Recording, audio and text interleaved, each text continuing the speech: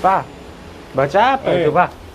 Halo, ini loh apa buku lama. Buku lama. Ini sudah bertahun-tahun, tapi tetap bestseller hingga hari ini. Sekarang ada versi digitalnya. Ah, apa itu? Ini buku Papa udah beli. Kamu mungkin masih kecil mungkin, Ya. tapi nggak tahu sekarang hilang di mana. Cash Flow Quadrant, pernah dengar? Kayaknya pernah dengar deh. Ya, ini yang nulis Robert Kiyosaki, bestseller. Cash Flow Quadrant itu menceritakan prinsip-prinsip orang mencari duit. Nah, ini menarik ini. Justru dari buku ini lah Papa jadi seakan-akan apa ya, tersadarkan. Seakan-akan ada dapat satu apa ya, kalau orang dapat ini yang kalau di kartun itu keluar apa itu? Keluar bolamnya gitu. Apa momen aha ya, momen aha, Ya. ting gitu. Cash Flow Quadrant. Tahu kira-kira apa ini? Yang Apa itu, dibicarakan? Pak? Kuadran artinya sesuatu yang dibagi 4. Ya. Tapi cash flow itu artinya cash flow itu kan aliran uang. Ya. Nah, jadi Robert Kiyosaki ini bicara tentang empat kuadran. Kuadran kan bagi 4 ini ya. Ini tak gambar gini ya.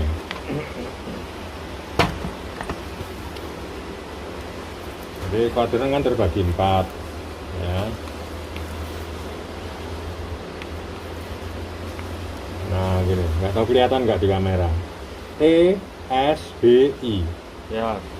E itu singkatan dari employee. Employee Employee itu artinya karyawan. Ya, karyawan pegawai. S itu self employed. Artinya kayak Orang yang memiliki bisnis sendiri, bekerja bisnis sendiri. Oke. Jadi dia tidak punya majikan tapi dia punya usaha dia sendiri. Ya, employee self employed. ya, Kuadran kiri ini ciri khasnya adalah mereka penghasilan aktif. penghasilan aktif itu artinya kita Ya. bekerja untuk menghasilkan. Betul. Jadi Income. kita bekerja untuk uang. Ya, Oke. jadi kalau kita nggak bekerja ya duitnya nggak masuk. Oke. Ya, yang kuadran sebelah kanan ini B sama I. B itu Oke. business owner, Pemilik bisnis. pemilik satu usaha. Heeh. I itu investor. Investor. Oh, oke. Nah, yang kuadran kanan ini kategorinya passive income. Artinya uang nggak Artinya- mengalir walaupun kita nggak bekerja. Betul. Artinya ada satu sistem Ya. yang memungkinkan mereka itu mendapatkan income tanpa harus bekerja.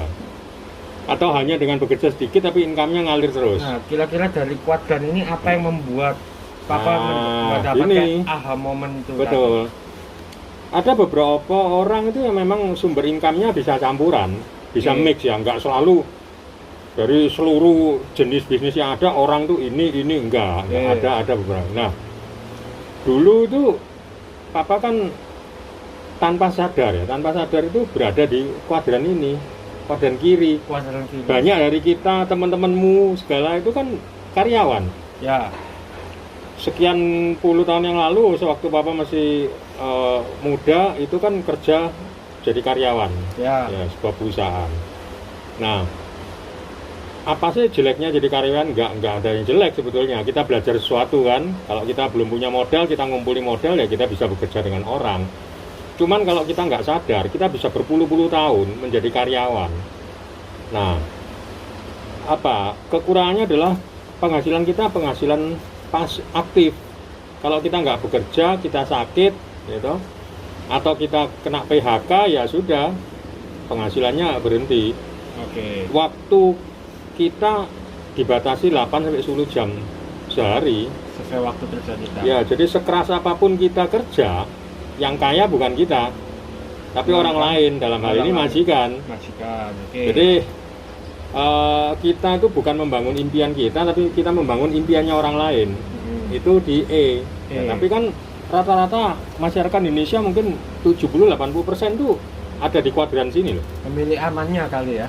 Iya, milih aman walaupun kecil. Nah, ini bahaya sebenarnya. Makanya jiwa entrepreneur di Indonesia kan belum tumbuh. Ya. Nah, ada satu yang agak mendingan, itu kuadran Self-employed. S, self employed. Artinya orang-orang yang punya usaha sendiri. Contoh Mereka buka toko, punya usaha sendiri, punya bengkel, punya salon, ya kan. Kemudian profesional, nah dokter, dosen, atau apa ya, artis, pesulap, apalagi, coba ini banyak nih, pengacara, ya kan. Jadi orang-orang yang memiliki skill tertentu, ya kan, bisa menghasilkan duit dari skillnya itu. Tapi tetap dia adalah active income.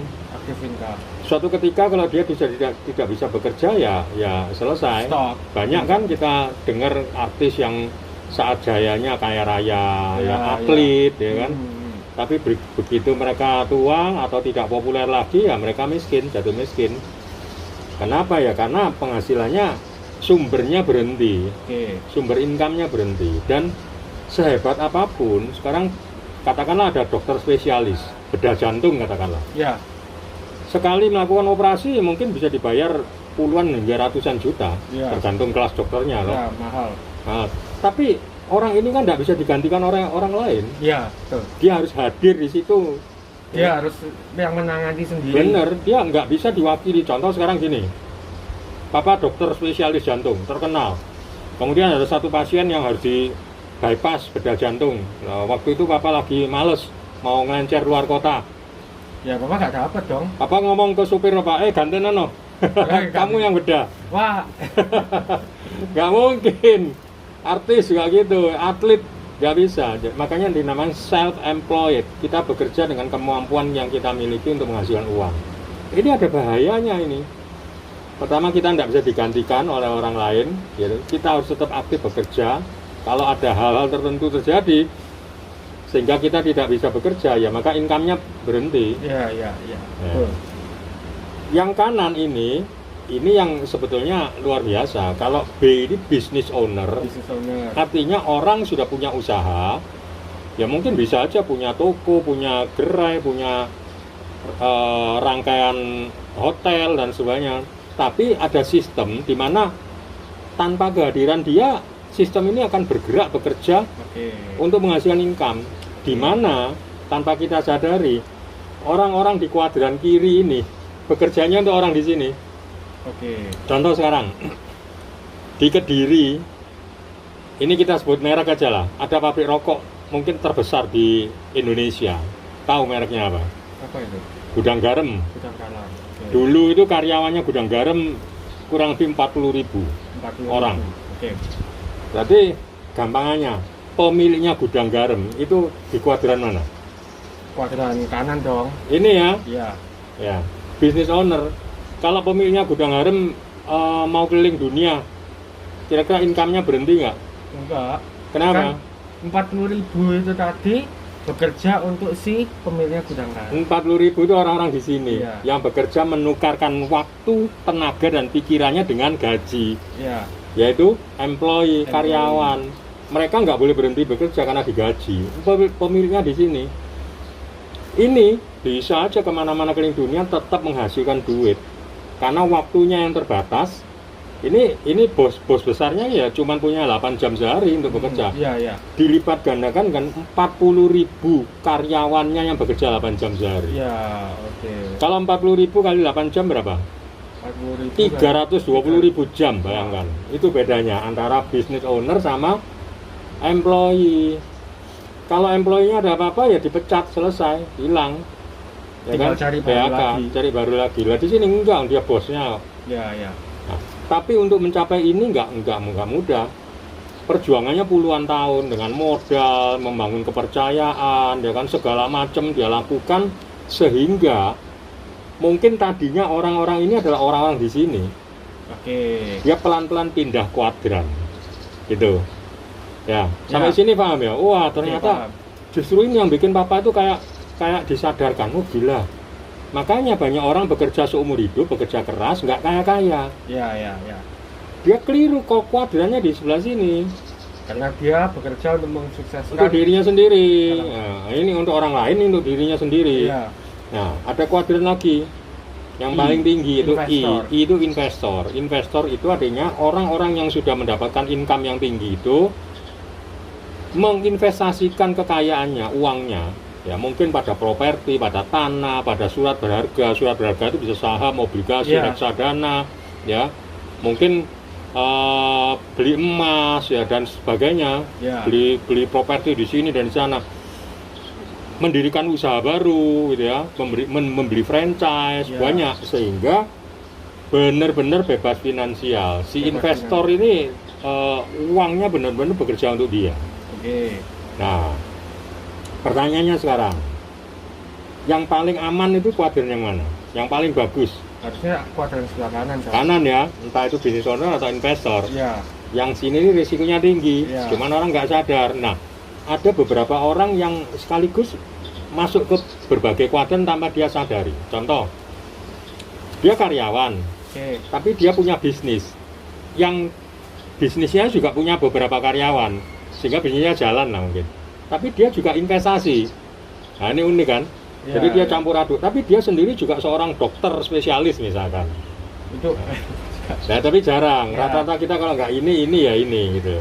Nah termasuk tantangan atau halangan yang besar untuk orang-orang di kuadran kiri itu untuk masuk ke sini. Karena biasanya terkait modal.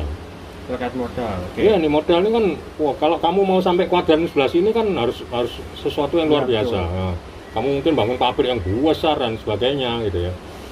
Tapi ada satu bisnis yang simple, yang setiap orang asal mau itu bisa pindah kuadran dengan aman. Loncat dari Dari kuadran kiri ke kanan dengan aman, nyaris tanpa risiko. Ya, Oke. juga nggak butuh waktu terlalu lama. Kemudian bisa dilakukan siapa saja, kapan saja tanpa harus melepas pekerjaan utama. Nah, apa itu? Itu bisnis yang sedang kita jalani sekarang, yaitu network marketing. Oh, artinya selama ini aku berjalan di network marketing. Kamu itu nggak sama- sadar, kamu sedang pindah kuadran atau kamu sedang membangun kuadran kananmu. Karena kamu belum pernah jadi karyawan kan? Eh, Kamu nggak pernah jadi orang yang bekerja dengan keahlian sendiri, enggak. Kamu sudah pindah sudah jalan di kuadran ini tanpa kamu sadari. Alasannya kenapa kok kalau network marketing itu ada di kuadran kanan? Ya, karena suatu ketika mungkin sekarang membermu 100, tahun Oke. depan 1000, 2000, 10.000, 20.000, 40.000, 100.000. Saat itu ketika kamu memutuskan berhenti di network marketing, income-nya tetap masuk. Kenapa? Karena dari Oh. puluhan ribu orang itu tetap menghasilkan omset kan. Oke. Nah, kamu tetap dibayar oleh perusahaan. Just like business owner. Yes, kenapa ya? Karena kamu pemilik networknya itu, di mana kamu Oke. sudah bangun bersusah payah sekian tahun, Oke. menghasilkan omset. Makanya Oke. penting sekali untuk masuk ke sebuah perusahaan network marketing yang benar, Ah, yang produknya bagus, yang repeat ordernya tinggi, yang memang produknya berguna untuk orang. Oke. Jangan masuk ke perusahaan ecek-ecek, karena begitu kamu bangun setahun 2 tahun, perusahaannya hilang, nggak mencapai ini. Iya, Kamu iya. harus pilih perusahaan yang sangat-sangat bagus reputasinya di internasional atau di Indonesia, yang sudah punya track record. Ini harus dicari, diteliti dengan baik, karena ada beberapa perusahaan seperti itu. Kriterianya itu, produknya harus benar-benar bagus, sehingga ini menjamin kamu bisa pindah kuadran untuk jangka waktu panjang. Nah, Oke. setelah kamu menjadi business owner, kalau kamu sekarang punya 40.000 member ya, kan sama dengan pemilik gudang garam yang punya 40.000 karyawan tuh, kurang Ya, lebih. ya. Analoginya kan sama ini. Kurang lebih. Tapi tanpa kamu harus gaji mereka loh. Tanpa kita harus gaji mereka. Tanpa harus punya modal yang sampai triliunan Iya. untuk bangun pabrik rokok. Nah, Oke. kemudian kamu pelan-pelan pindah lagi ke sini, bukan pindah, menginvestasikan uangnya sini, sehingga kamu ada uang dari sini. Oke. Investasi, beli reksadana, beli macam-macam. Ya.